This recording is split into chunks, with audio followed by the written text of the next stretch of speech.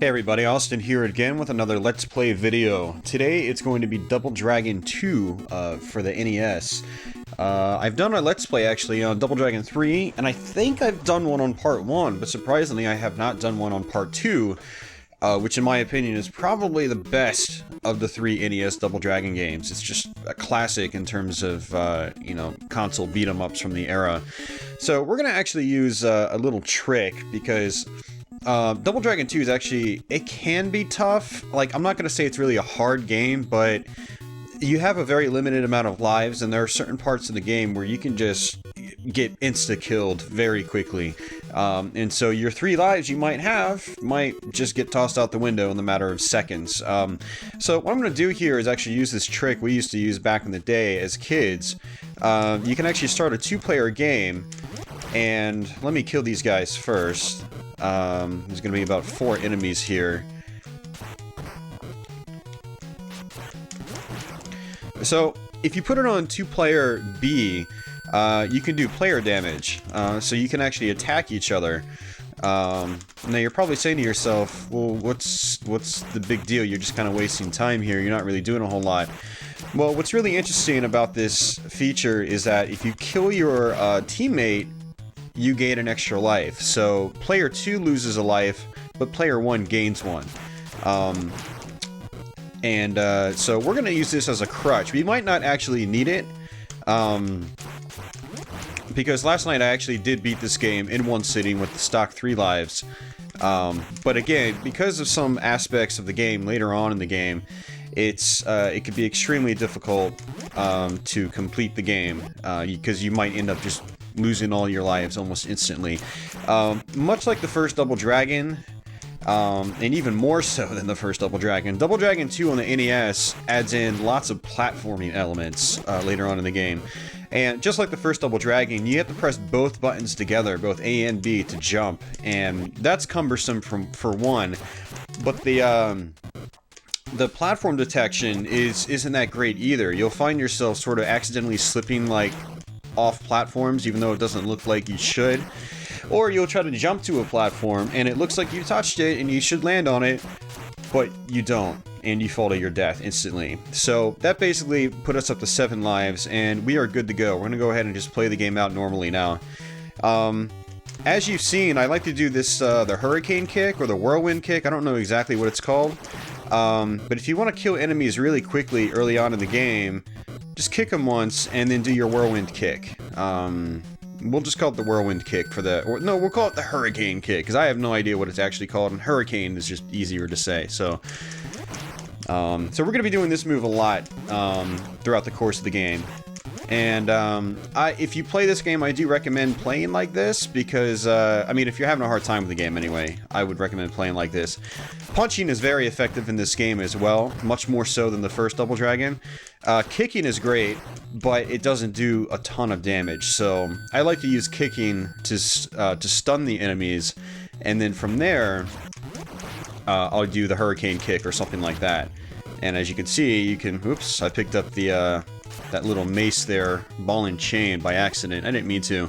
I actually don't really ever pick up the weapons in this game because they disappear the second, like, that group of enemies goes away. And that's one of my biggest issues with this game. And it was an issue even back in the day, you know, when I had this game as a kid. It was always annoying how you couldn't take a weapon throughout the entire stage. That was one of the great things about, you know, the arcade Double Dragon games, is if you saw a weapon and it wasn't like a one-time use weapon like a dagger or something like that, where you use it and then it would disappear. Every weapon could be taken to the end of the stage, and in some cases you could actually sort of cheat the system and force that item into the next stage as well. So, unfortunately, you don't really have that dynamic in the console versions of Double Dragon, unfortunately. Even Double Dragon 3, the weapons disappear after a certain amount of enemies are taken out, which is kind of annoying. But so yeah, I don't even bother using the weapons. I just use my my feet and my fists, my actual normal moves, and that's pretty much it. So one of the, like, you know, very traditional beat 'em up form, one of the great ways to deal with enemies in this game is to sort of like position yourself up above them on the plane a little bit and sort of just allow them to walk right into your attacks. And so for bosses like that, it's definitely something that I prefer to do. Sorry, to take them down with ease. So this is really the introduction of our platform sections in the game. This isn't actually very bad right here. You know, you don't have a ton of enemies waiting for you or anything like that. And let's see, we get. Oh no, didn't take that guy down quick enough. So when the guys are climbing down, you can jump kick them off just like in the first Double Dragon.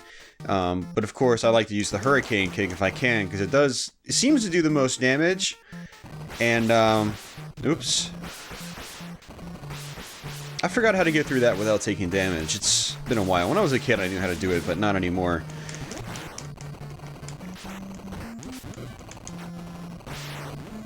I was lucky.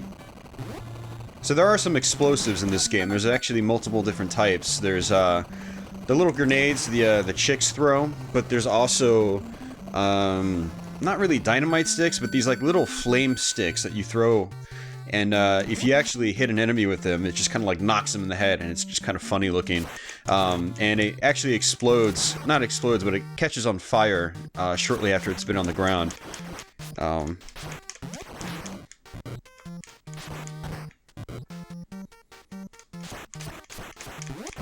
Alright, so there's gonna be some ninja guys coming out, and oops, not yet, apparently.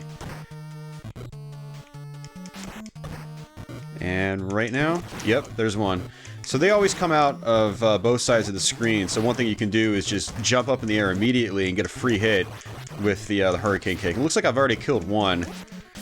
And I don't think these guys even duck, actually, because I just jump kicked them. And jump kicking in this game, honestly, is not very useful, because enemies always duck in this game, and that's something else I wanted to mention, too. One of the more annoying factors about the game, actually. In the first Double Dragon, you had enemies that ducked, but not nearly as many. So this is kind of a cool level right here. There's this door that opens, and it actually pulls you back, so you have to make sure you don't fall out of the door. It's really interesting. And one thing I always thought was kind of cool about this level is that the screen is very small. Like, it was done intentionally, and it actually makes the fight kind of more intense, because you barely have any space to move, and it's really neat. Little details like that are really cool. Oh, I might get sucked out. Oh no! Oh, well, he got sucked out too. There's two of them on this part. See, that was really bad. Really, really bad. Just gotta stick to my guns. Oh, he got sucked back in.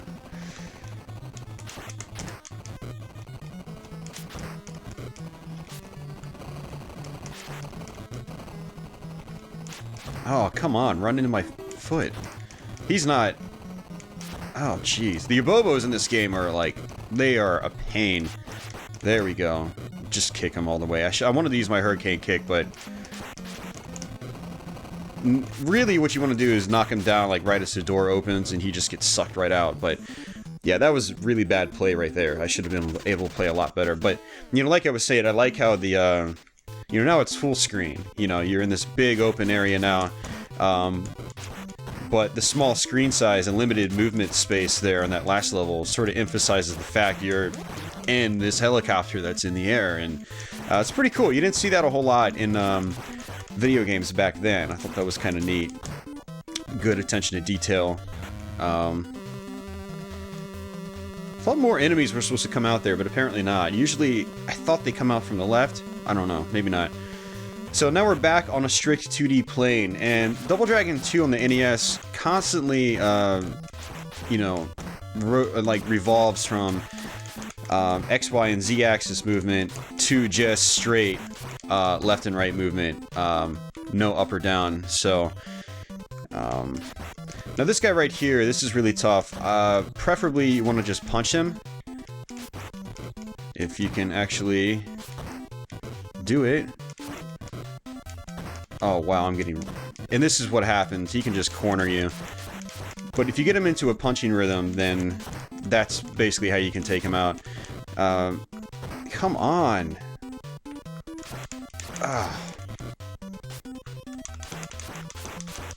Usually I don't like mashing the buttons in this game, but right there it just seemed like that was the only way to do it. And when I was a kid, we used to call these Contra things, because the first time in a video game I saw basically rods with spikes on them that would go down to the ground and kill you instantly was Contra. The second to last level on the NES Contra has those. And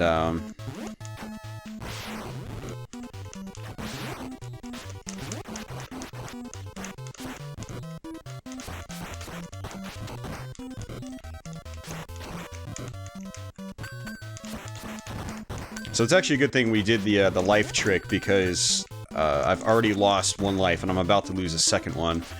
I'm probably going to lose the second one here because we've got another Abobo that's coming out right here. Now if I can... Nope, not happening. Oh, this is bad. Okay, let's get over. If he corners you, it's pretty much instant death. Ugh. You just do not have the reach. It's horrible.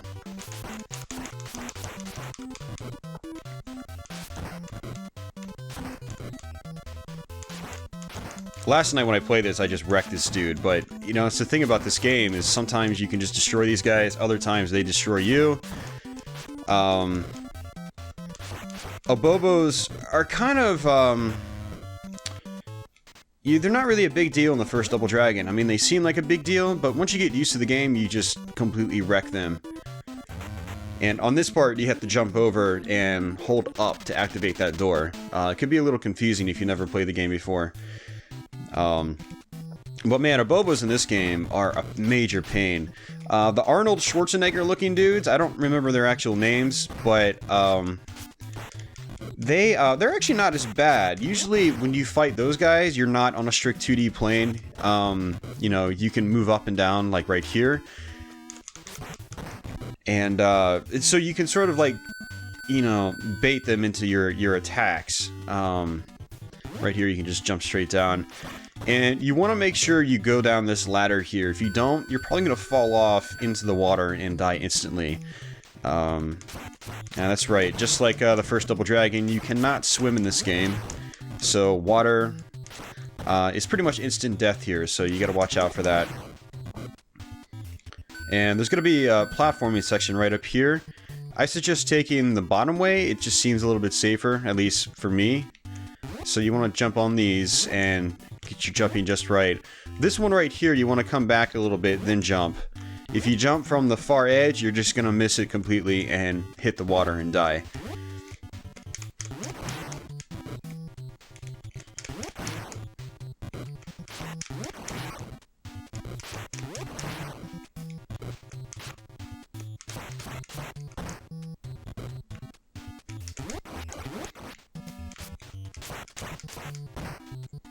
Alright, so we're gonna go up here, we're gonna fight some more of these guys, and then we're gonna have to fight another Abobo, maybe even two.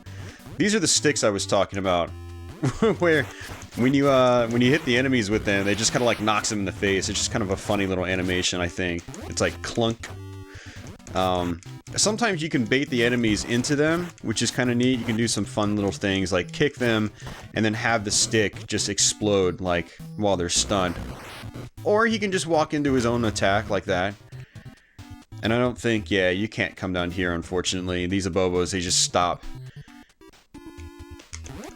Oops, I didn't mean to do that.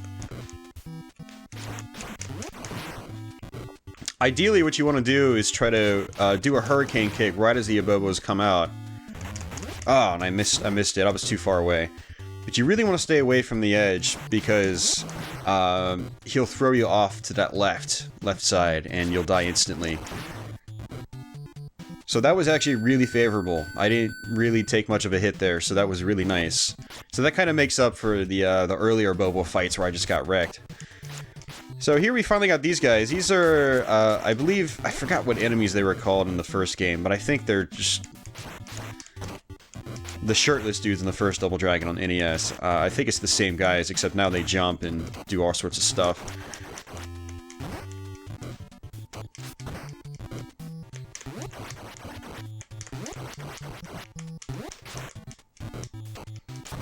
They've got anti-air attacks and stuff like that.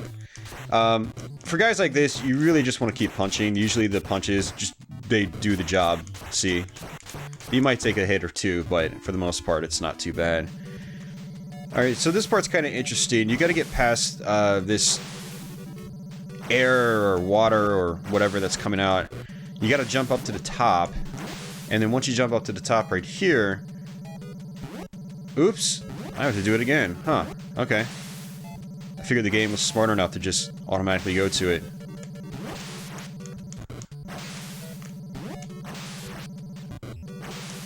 Oh, why are you gonna go off screen like that?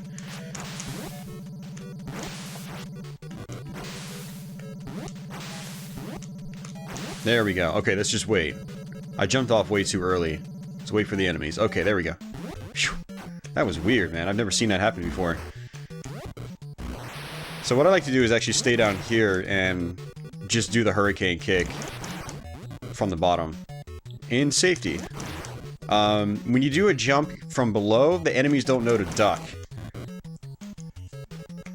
Not that technically in real life ducking would do anything in that instance, but you know, if you're fighting an enemy on the same plane, if you're side by side, right next to each other, if you jump or jump kick, the enemies just, they always duck. That's just how it works. And even though it looks like you touch the enemies while they're ducking, they don't take damage, they don't get knocked down, you just go straight through them, basically. So this is where the game turns into a major pain. This is where a lot of the platforming really starts happening. And, oh, I didn't mean to actually hit that platform, but that was fine. I wanted to jump from that first one all the way down, but that's okay. Right here, we've got enemies that are just going to pop out from both sides. So what I like to do is just wait for them to jump up like that.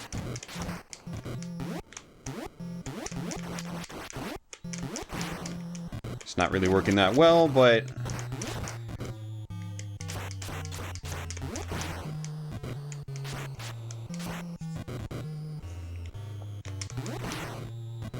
Now right here, I like to sit in the middle. Bam, hit both these guys at the exact same time. And this is really how you want to take out these guys. It's much easier that way, much safer. Alright, so we've got 5 lives. I'll be interested to see if we can get to the last level without dying. If we do, that means I've technically got to the last level on the normal stock set of lives. Remember, we're using the extra lives as a buffer, and not so much as... or I'm using it as a crutch, so I can hopefully beat the game for you guys in this Let's Play. Alright, so this is one of the biggest pains in the game. This is a very tricky part. You need to jump on the first platform, then jump on the second, and then jump on the third, and etc. Do not miss your jump, because if you do, it's pretty much instant death. Even that top one. So let's see if we can do this. See? Just like that. Absolutely horrible.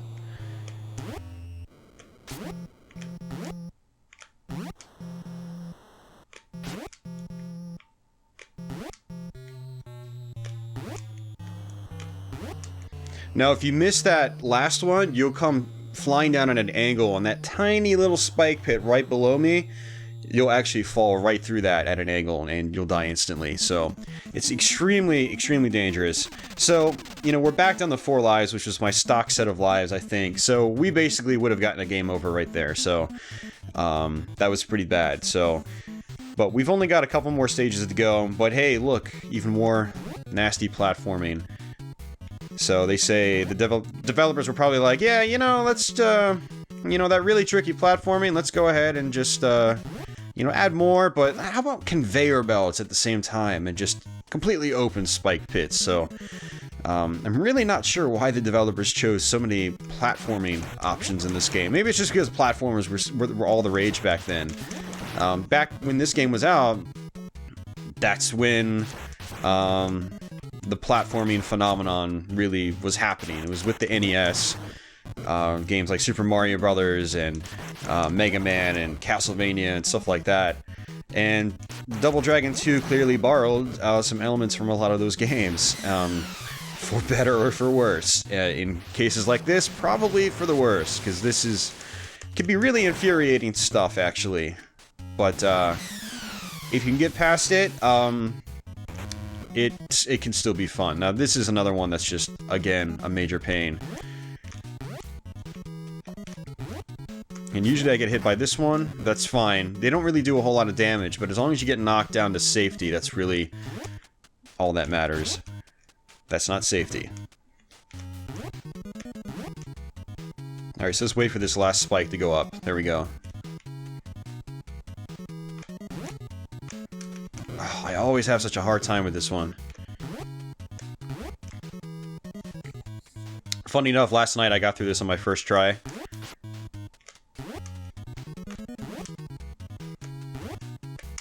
There we go. Whew, man.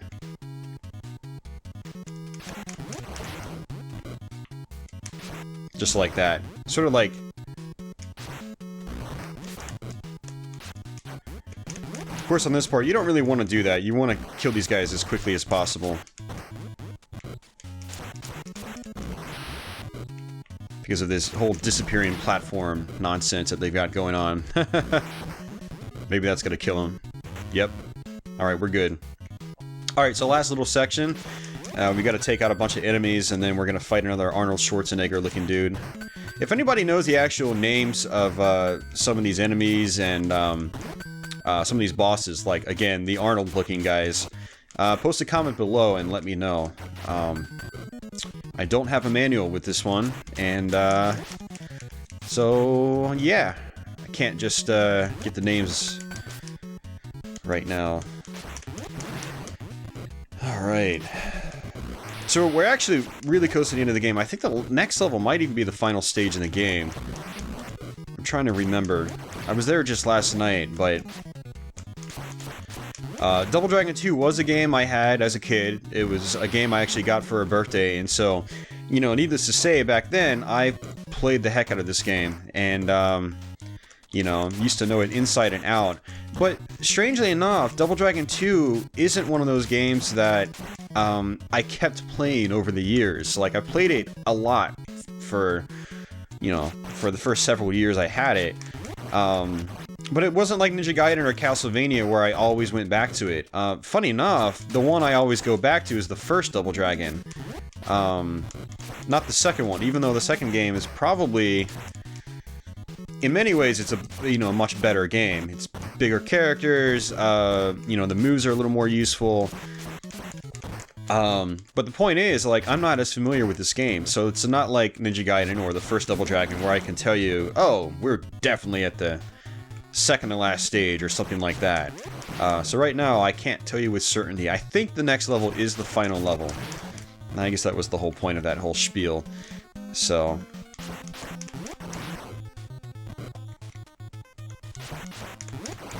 I do kind of wish they had some more unique bosses in here though, like instead of regurgitating the same guy. At least in the first Double Dragon on NES, they would give you like different shades of the Abobos, at least. I know they're just palette swaps, basically. But, like, when you first see that green Abobo in the cave and it's really dark, you're just like, oh man, that's kind of creepy, actually. You know, but you don't really get any of that in this game, as far as, like, your Abobos and your Arnold-looking guys. It's just kind of the same guys throughout the entire game. In some cases, they do start taking more damage to take down. Like, that last Arnold guy I took down as the boss took longer to kill than some of the other ones I fought earlier on. Oops. These guys take more hits to stun them. When the enemy sort of like keels over and he's like, oh, and he just doesn't move for a moment. That's what I mean when I talk about stunning them. Some enemies, you can just kick them once and they'll get stunned, and then you can follow it up with a hurricane kick. Others, it'll take 2 or 3 kicks, sorry, not hits, because punches take more. Like these guys, it's probably gonna take, yeah, it's gonna take 2 before they get stunned, so you want to keep that in mind. You want to go 1, 2, if you can actually get a hit, obviously.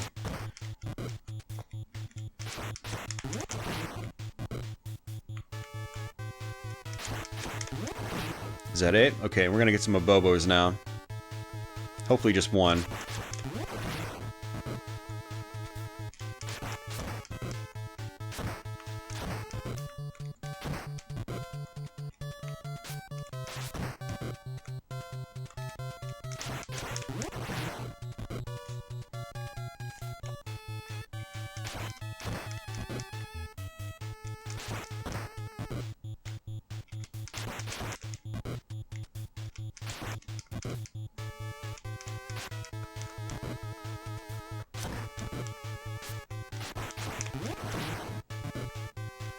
Alright, this is probably going to be the last hit.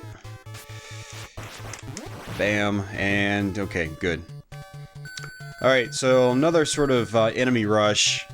We're going to have some ninjas here. These guys are just, they can be a pain. They jump all over the freaking place, and you're just like, come on guys, stop it. Actually, last night when I played this game, I actually did not beat the game. I died right here. So this is as far as I got. We are going to have a final boss after this, and if I recall correctly, the final boss isn't that difficult. I guess we're going to find out. It's been a really long time. Probably actually a year since I beat this game. I did beat it on stream about a year ago, and I actually meant to do a Let's Play on it then. I just never got around to it. This last year in particular, I've been all over the place with Let's Plays, and this hasn't been until these last couple of months where I really upped the amount of content I was doing again. For those of you guys that don't know, I started streaming Twitch about a year ago, as of recording this video, and once I started doing Twitch, I kind of started focusing more on that for quite a while, for a good portion of last year. Now I'm kind of back in the groove of doing more Let's Plays and stuff. Okay, so this guy, I think we can just do a lot of hurricane kicks. And he's got some moves that you are not able to do. Maybe the hurricane kick thing's not working. Let's see if we can kick him a few times. You gotta watch out for this, I think. Oh, he didn't do anything. I thought he was gonna do like a special attack.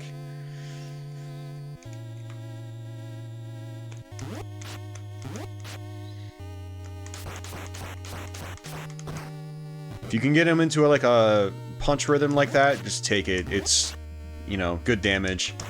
Oh, that's not good. Yeah, he does a fireball.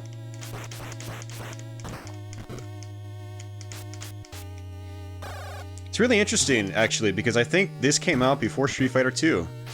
And to see, like, the wind-up of projectiles like that in a game like this is kind of interesting. Predating Street Fighter 2. But to be fair, Street Fighter 1 did come out several years before this, so it's not like the fireball thing was new, but if I recall correctly, Street Fighter 1 was not much of a hit. Most people were not familiar with Street Fighter until Street Fighter 2 back in the day. And I think that's it. Yep. Final boss is done. So it's actually pretty cool. I like that final boss. I do wish there were more bosses like that throughout the course of the game. And that's it. So we pretty much ran through the game on the warrior setting, which is your stock difficulty.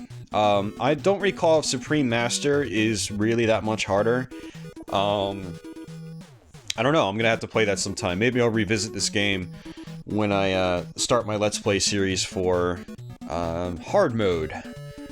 Playing through games on absurdly, or on the hardest difficulty settings, or in games that don't have difficulty settings, like intentionally limiting the kind of abilities I can do in a game to make a game harder intentionally. So maybe I'll revisit this game on that difficulty later on.